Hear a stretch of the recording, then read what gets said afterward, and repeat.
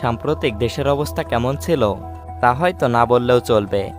দেশের এমন অবস্থা দেখে আমরা আহাজারি করতে করতে ক্লান্ত। সেই বিষয়ে আমরা তেমন কিছু করতে না পারলেও প্রবাসীরা অর্থনৈতিকভাবে সরকারকে সাপোর্ট দিতে চাচ্ছে না। তারা রেভিডেন্স না দিয়ে হুন্ডির মাধ্যমে তারা বাংলাদেশে টাকা পাঠানোর চিন্তা করছে। হুন্ডি আসলে কি এবং এর প্রবণতাই বা কী, এবং এটির মাধ্যমে প্রবাসীরা কিভাবে নিজ দেশে টাকা পাঠায়?